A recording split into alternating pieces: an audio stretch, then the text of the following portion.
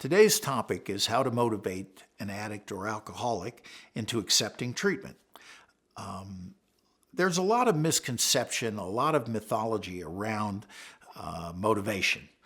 You'll hear people say, well, he has to hit bottom before he's willing. The good news being that the bottom can be raised by actions on our part.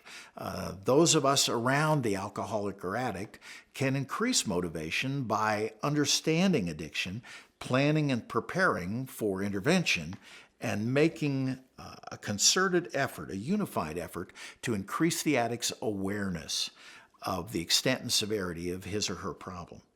The question is most often asked in terms of how can I convince the addict to seek treatment? But the real mystery of addiction is why he or she hasn't sought treatment already, because there are usually enough problems already in the field, in existence, to motivate treatment if only the alcoholic or addict were aware of them.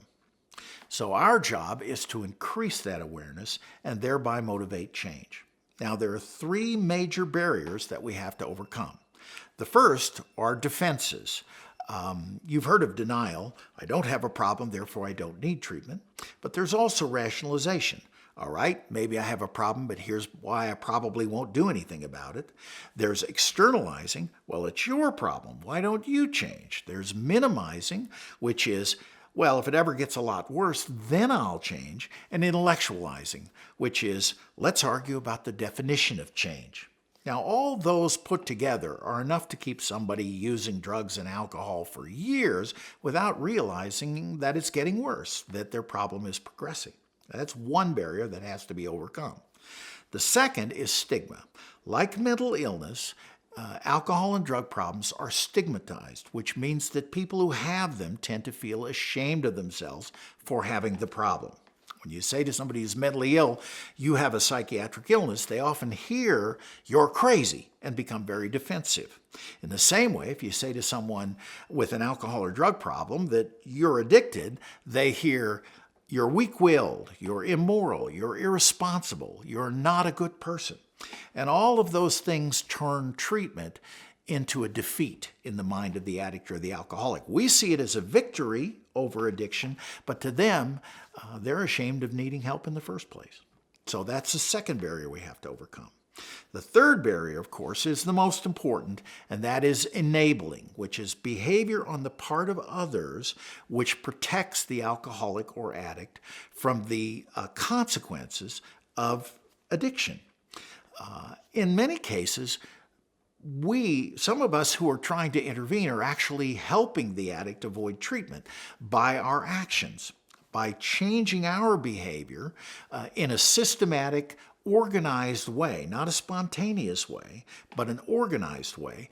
We can change the situation around the addict or the alcoholic so that it promotes recovery rather than continued drug use. But you usually need guidance from a professional interventionist to figure out how to do that. And that is the greatest asset. Once you do that, you've significantly increased your chances of success in terms of motivating someone to change. When we talk about change in terms of intervention, we're not talking about a global change in attitude or approach. We're not talking about creating a great commitment in the alcoholic or the addict to recovery.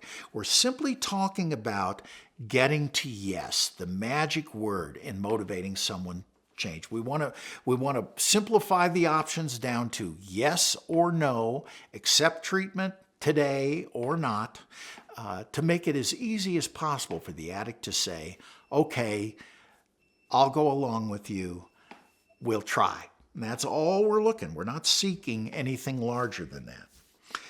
And it works in large part because the addict or the alcoholic really is sick and tired of being sick and tired. They just don't realize it.